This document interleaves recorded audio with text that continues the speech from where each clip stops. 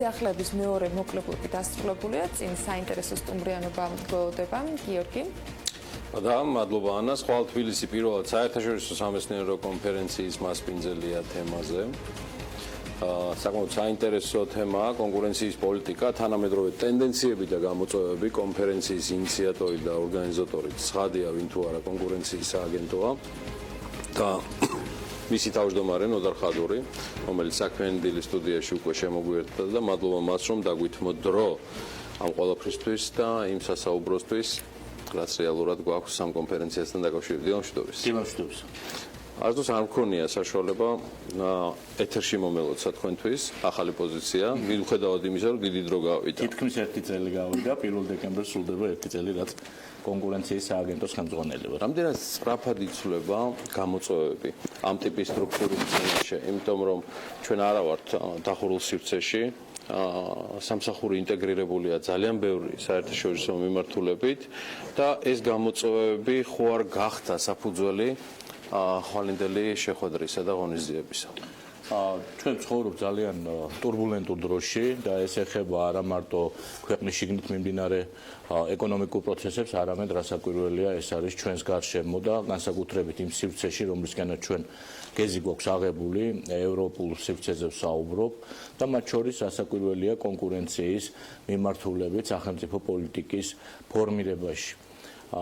მე მინდა გითხრათ, რომ მართლაც ბოლო პერიოდის განმავლობაში საკმაოდ სერიოზული, ასე ვთქვათ, აქცენტები კეთდება კონკურენციის მიმართულებით სხვადასხვა წამყვან ქვეყანაში და ძალიან გააქტიურდა საერთაშორისო ინსტიტუტებით, მათ შორის გაეროს ვაჭრობის კომისია, ეგრეთ წოდებული იუნქტადი, გააქტიურდა ISN, ეს არის საერთაშორისო კონკურენციული ქსელი, გააქტიურდა OECD, რომლის ორგანიზებითაც რამდენიმე ღონისძიება ჩატარდა და ჩვენ ამ ღონისძიებებიდან მათთან ერთად მუშაობით მივხვდით, რომ ჩვენ ძალიან ბევრი რამ გვაქვს გასაკეთებელი კიდევ იმისათვის, რათა ჩვენი გარემო, ჩვენი კანონმდებლობა უფრო ადაპტირებული იყოს იმ გამოწვევებთან, რომლებიც არის საქართველოში, მაგრამ როგორც თქვენ ბრძანეთ აბსოლუტურად სწორად, იმის გამო რომ საქართველო ღია ეკონომიკაა, ჩვენს ქვეყანაში ბიზნეს გარემოზე და კონკურენტულ გარემოზე დიდ ზეგავლენას ახდენს ჩვენს მეზობლებთან და ზოგადად რეგიონში არსებული მდგომარეობა. კიდევ ერთი თემა, რაც თქვენს ყოველდღიურობას უკავშირდება, ძალიან გამახარა თქვენმა მემორანდუმმა მარეგულირებელ კომისიასთან.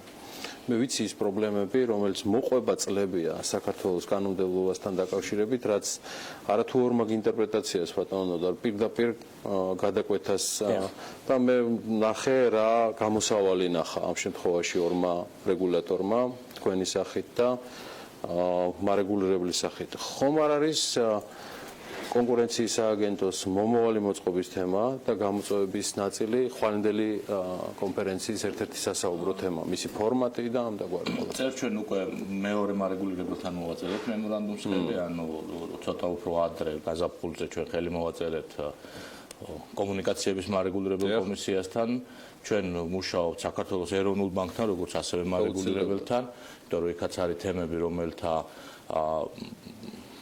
სფეროები არის საბანკო საქმე, რაცაც ჩვენ რა თქმა უნდა არანაირი შეხება არ გვაქვს, მაგრამ სხვა ბიზნესები, რომელსაც მეტნაკლებად შეხება აქვს საბანკო სფეროსთან და ყველას აქვს მოგეხსენებათ, ასევე ჩვენ მათთან ერთადაც ვაპირებთ მუშაობას, ვნახოთ როგორ სახეს მიიღებს. თავისთავად ცხადია, რომ სემეკთან რო გაფორმებულია ეს რამდენიმე დღის წინ მემორანდუმი გვაძლევს იმის შესაძლებლობას, რომ გავააქტიუროთ ეს თანამშრომლობა. რაც შეეხება მოდელს თუ როგორზე ჩამოყალიბდებით, თქვენ იცით რომ ჩვენთან ევროკავშირის პროექტი მუშაობს, უკვე თითქმის 6-7 თვეა, საკმაოდ სერიოზული, ევროკავშირმა 2 მილიონი ევრო გამოყო ექსპერტებისათვის, რომლებიც მართლა წამყვანი ექსპერტები არიან სოფლიოს სხვადასხვა ქვეყნიდან ჩამოდიან, ისინი რეალურად ჩვენთან ერთად მუშაობენ. იქნება რამდენიმე ვარიანტი, სხვათა შორის ხვალინდელ ღონისძიებაზე ჩამოსველი სტუმრების, ასე ვთქვათ, ორგანიზაციების სტრუქტურას რო გადავხედავთ, არის ასევე განსხვავებული სტრუქტურები, დაწყებული იმით, რომ კონკურენციის ორგანო ამა თუ იმ ქვეყანაში არის დაახლოებით იგივე უფლებებით აღჭურვილი, რაც ჩვენთან მარეგულირებელი კომისიები და კომისიური წესით მუშაობენ და დამთავრებული ისეთივეთი, როგორც ჩვენ ვართ, ანუ არა გვაქვს კომისია და უშუალოდ იმართება ჩვეულებრივი საჯარო სამართლის იურიდიული პირის სტატუსით. ასე რომ ჩვენ რა თქმა უნდა ხვალ მივიღებთ წინადადებებს, მაგრამ ეს მოგეხსენებათ არის უფრო კანონმდებლების პრეროგატივა, თუმცა ჩვენ და ჩვენი ექსპერტები მივაწვდით ჩვენს მოსაზრებებს. ცხადია რომ ეს ვერ იქნება ხვალ საღამოსვე, თუმცა ის რომ ხვალ ღონისძიებაში მონაწილეობას მიიღებს პირველი ვიცე-პრემიერი, მონაწილეობას მიიღებს განათლებისა და მეცნიერების მინისტრი, პარლამენტის კომიტეტების რამდენიმე თავმჯდომარე ადასტურებს იმ დაინტერესებას, რომელიც აღმასრულებელ და საკანონმდებლო ხელისუფლებას აქვს, ხვალ ჩვენს ღონისძიებაში მონაწილეობას მიიღებს, რაც ძალიან კარგია. უზენაეს სასამართლოს თავმჯდომარე, რაც ადასტურებს იმას, რომ სასამართლოსთან ურთიერთობაში ჩვენ გვაქვს სერიოზული ყამირი, მოდით რბილად რომ ვთქვათ და ბევრი სამუშაოა იმისათვის, რათა კვალიფიკაციის ამაღლება მოხდეს და თანამედროვე მიღწევების გაცნობა, მათ შორის მოსამართლეებისათვის და ჩვენ ამ მიმართულებითაც ვმუშაობთ, ის რომ ჩვენი იურიდიული სამსახური უფრო ადეკვატური იყოს და ასე შემდეგ და ამიტომ ეს ყველაფერი ადასტურებს, რომ ხელისუფლებაში არის მზაობა, რომ კონკურენციის სააგენტო იყოს უფრო ძლიერი, უფრო მოქნილი და უფრო ეფექტიანი. სასამართლოში თუ იგეგმება თქვათ იგივე კვალიფიკაციის ამაღლება მოსამართლეებს, იმიტომ რომ როდესაც კონკურენციის სააგენტო დასკვნას და შემდეგ თქვათ კომპანიებს აქვთ პრეტენზია, ეს იმდენად სპეციფიური მიმართულებაა, რომ მოსამართლეებისათვის, როცა ვსაუბრობთ, რომ მათ უჭირთ ბიზნეს დავებზე თქვათ გადაწყვეტილებების გამოტანა, რაღაც კვალიფიკაცია არ ყოფნა და საჭირო გახდა თქვათ ამისთვის ცალკე მიმართულების ჩამოყალიბება და გამოყოფა ადამიანების, ასეთ ნაწილზე კიდე უფრო თქვათ რთული არის გადაწყვეტილების მიღება. აქ თუ გაქვთ რამე ინფორმაცია, რომ იგეგმება, რომ აქაც იყოს სიახლეები.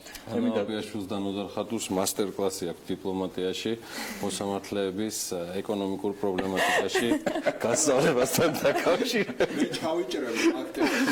ყველა დიპლომატიას მოსწონს.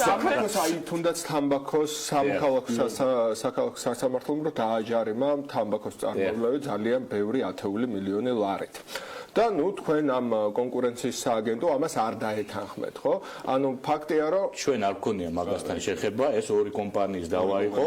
ჩვენ აბსოლუტურად არ ჩავრეულვართ ამ თემაში, ის რამდენიმე ათეული, სულ 200 მილიონი ლარი იყო და ეს ორი კომპანიის თემა იყო, უბრალოდ ერთ-ერთი კომპანია აპელირებდა ჩვენს კვლევაზე. კი, თქვენ ამ შემთხვევაში კონკურენციის სააგენტო, ანუ ეთანხმებით სიტყვაზე, რომ იყო რაღაც რაც ნახსენები იყო სიტყვები დემპინგური ფასები და მე გონიერი ეჭვი მაქვს, რომ არა.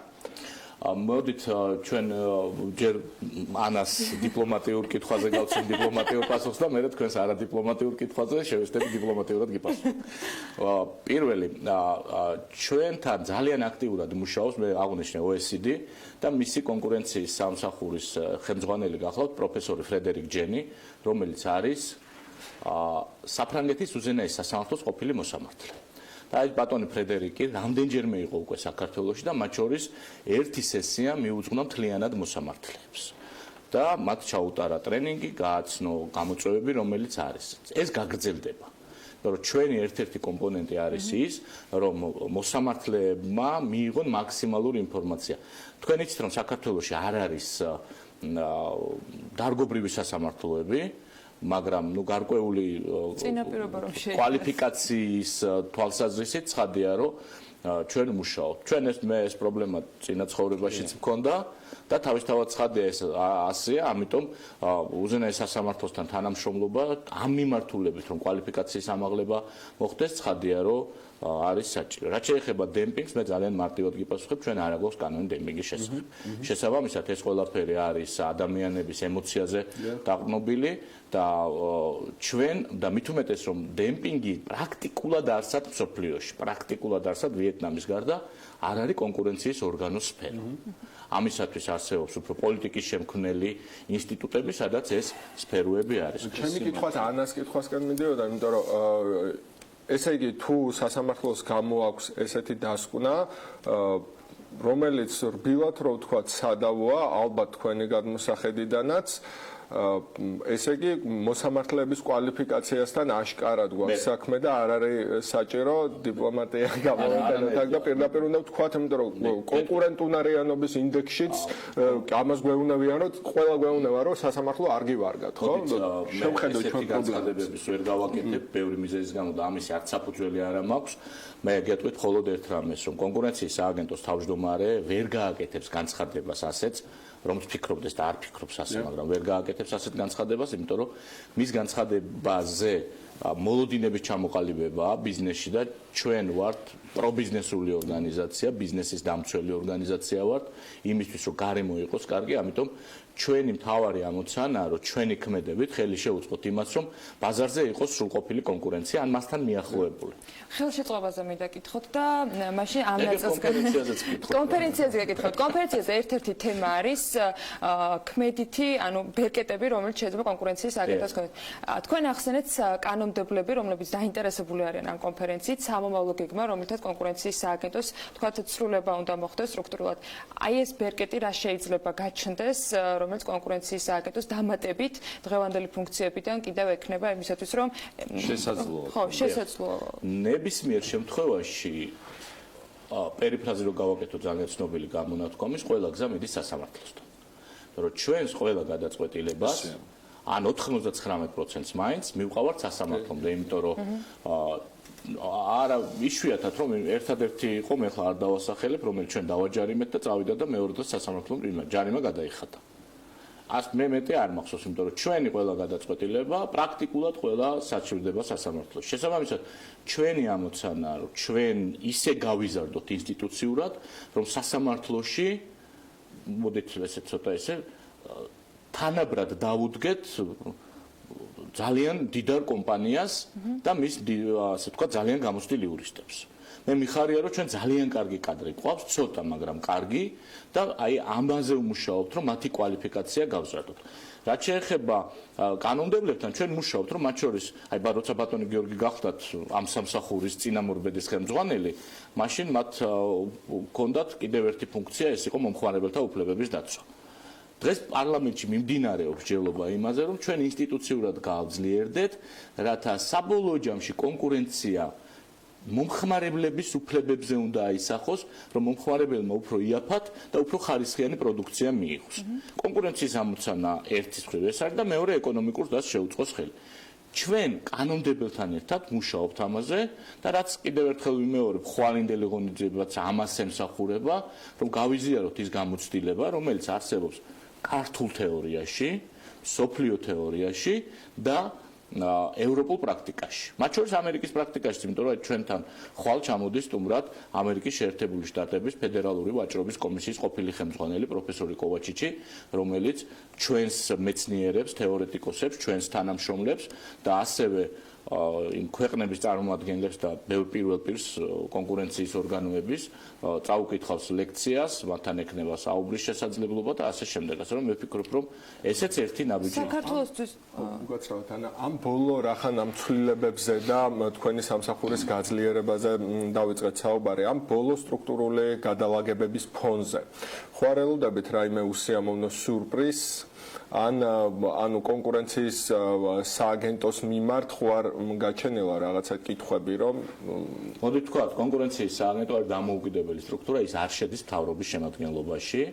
ჩვენ ვართ დამოუკიდებელი, ვართ ანგარიშვალდებული, რა თქმა უნდა, საქართველოს პრემიერ-მინისტრისა და ხალხისადმი, საზოგადოებისადმი, მაგრამ ჩვენ სტრუქტურულად არა ვართ არავის დაქვემდებარებაში. შესაბამისად, მთავრობაში მიმდინარე პროცესები, ოპტიმიზაცია, რომელიც დაიწყო პრემიერ-მინისტრმა, არ ეხება კონკურენციის სააგენტოს.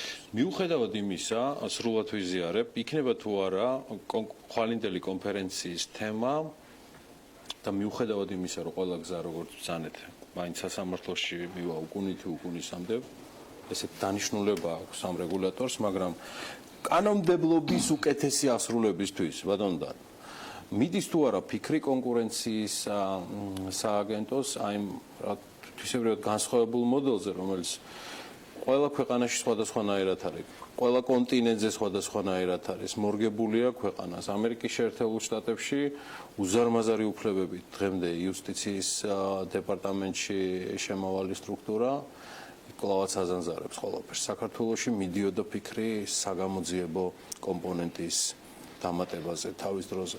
მე ვიცი რომ ხვალ დიალოგი ამ კუთხითაც გაიხსნება. რეალურად რა პრაქტიკის მაგალითების გავლა შეგვეძლება და თქვენ როგორც ერთი წლის თავზე სააგენტოს ხელმძღვანელი ხართ თუ არა ჩამოყალიბებული რომელიმე მიმართულების უპირატესობაზე? ყველა მიმართულებას გიორგი აქვს დადებითი და უარყოფითი. ცხადია ჩვენ დამატებითი საგამოძიებო სტრუქტურის შექმნას არ ვაპირებთ საქართველოში. და ჩვენ გვაქვს შესაძლებლობა გამოვიყენოთ უკვე ის სტრუქტურები, რომელიც არსებობს, მათ შორის საქართველოს ფინანსის სამინისტროს საგამოძიებო სამსახური, რომელსაც ეკონომიკური დანაშაულის წინააღმდეგ ბრძოლაში აქვს ექსკლუზივი, ასე ვთქვათ, და აქ არანაირი პრობლემა არ არის კომუნიკაციის არც ფინანსის სამინისტროსთან, არც საგამოძიებო სამსახურთან, არც სხვა სამართალდამცავ სტრუქტურებთან. ჩემის აზრით, მაინც ამ მიმართულებით ჩვენი მთავარი ამოცანა უნდა იყოს სწორი მეთოდოლოგიის შემუშავება და მეთოდოლოგიის ისე მიტანა სამართალდამცავებამდე, რომ ჩვენს მთავარ ამოცანას მივახციოთ. რომელიმე ქვეყნის პრაქტიკის მაგალითზე გაქვთ უკვე თქვათ განსაკუთრებული სიმპათიები გამოხატული, რომელიც შეიძლება რომ საქართველოს მოარგოთ? მე გეტყვით, რომ ჩვენთან ევროკავშირის პროექტში ესეთი სამაგალითო ქვეყანად განიხილება ლიტვა და ლიტვის კონკურენციის ორგანო და ჩვენ მემორანდუმის თანამშრომლობთ და ასევე ლიტველი ჩვენი კოლეგები მუშაობენ, მაგრამ ეს არ ნიშნავს, რომ ჩვენ ავიღებთ ახლა და ლიტვას copy-paste-ით გადმოვიტანთ. მე გეტყვით, რომ აი ჩვენ ძალიან მოგწონს მაგალითად ავსტრიის გამოცდილება და ხვალ არა დღეს ჩამობრძანდება ავსტრიელი ჩემი კოლეგა და ასევე გავიზიარებთ, მაგრამ თავარი მაინც არის ის, რომ ჩვენ ყველამ ერთად უნდა შევქმნათ მოდელი და რეალური მოდელი იმისა, რომელიც ჩვენს გამოცდილებას გაიზიარებს. ჩვენნაირი გამოცდილება არ აქვს სოფლიოში არავის. ახლა ძალიან მარტივ, ცოტა კურიოზულ ამბავს გეტყვით, 25 წლის უნდა იყოს ჩვენი სამსახური, მაგრამ არის 3 წლის. ანუ 25 წლის წინ შეიქმნა, მერე შეიცვალა, მერე გაუქმდა და მხოლოდ 3 წლის წინ ამოქმედდა. ანუ ასეთი რამე არსად არ ყოფილა, იმიტომ რომ ყველა პერიოდი 7-8 კაციანი უპირობდება არ ითვლება. ანუ რეალურად ეს პატარა სამართველო იყო, რომელიც რეალურად არ მუშაობდა, ვერაფერს ვერ გააკეთებდა. ჯერ ამ წუთასაც კი ეკონომისტი ჭირდება, ხო? ბაზარს ჭირდება მონიტორინგი. სხვათა შორის ჩვენ წელს განვახორციელეთ სტრუქტურული ცვლილება ჩვენი სამსახურის და შევეცადეთ, რომ გარკვეული აქცენტები გაგვეკეთებინა. მაგალითად, ბაზრის მონიტორინგის დეპარტამენტის შევქმნით, რომელიც ახორციელებს ბაზარზე მოკვლევებს და ასე შემდეგ. ჩვენ ძალიან გვიჭირს კადრები, 40 თანამშრომელია სულ სააგენტოში, აქედან 10 არის ტექნიკური პერსონალი, ანუ 30 ადამიანია, რომელიც კონტენტზე მუშაობს, მაგრამ ჩვენ გვაქვს ძალიან კარგი შესაძლებლობა, ეს არის ურთიერთთანამშრომლობის მემორანდუმები უნივერსიტეტებთან. ჩვენ გავაფორმეთ თბილისის სახელმწიფო უნივერსიტეტთან, სამეცნიერო უნივერსიტეტთან, რობაქიძის უნივერსიტეტთან, ჩვენ მზად ვართ რომ კიდევ და აი მათი სტუდენტების და ამამთავრებელი კურსების სტუდენტებისთვის პრაქტიკის მეშვეობით და ასე შემდეგ მოვახერხოთ ბაზარზე მონიტორინგი, კვლევები, როგორც რა თქმა უნდა, ეს არ იქნება ისეთი კვლევა, რომელსაც ძალიან ბევრი რესურსი ჭირდება გასაგები მიზეზების გამო, მაგრამ თავარი ამოცანა ჩვენთვის არის ის, რომ ბაზარზე იყოს მუდმივი მონიტორინგი, რომ რამე არ გამოგვეპაროს და ასევე ძალიან ადეკვატური და რაც შეიძლება სწრაფი რეაგირება მოვახდინოთ ბიზნეს სუბიექტების შფოთვებზე, ასე ვთქვათ. აი ეს ლიტვური ბიზნეს მოდელი, რომელიც ახსენეთ ახლა, შეგვიძლია აი კონტურები მაინც აღწეროთ, როგორი სამსახური წარმოგიდგენია იდეალური სცენარით. იდეალური სცენარისგან ლიტვას შორს არის, რა თქმა უნდა. ლიტვაში არის კომისია, საბჭო, უბრალოდ, რომელიც ირჩევა გარკვეული ვადით, ეს საბჭო შემდეგ ირჩევს თავმჯდომარეს და ცალკეა აპარატი, ადმინისტრაცია, რომელიც მუშაობს. ან დაახლოებით იგივე მოდელია რა ჩვენთან მარეგულირებელ კომისიებში. ჩვენ თუ ამ მიმართულებით წავალთ, აქაც კიდევ ერთხელ უნდა ვთქვა, რომ ეს არის პოლიტიკური გადაწყვეტილება, მისაღები და ქვეყნის ხელისუფლებამ უნდა მიიღოს ეს გადაწყვეტილება, ხო, თუმცა ლიტვაშიც დარჩენილია ცალ-ცალკე მარეგულირებელი კომისიები.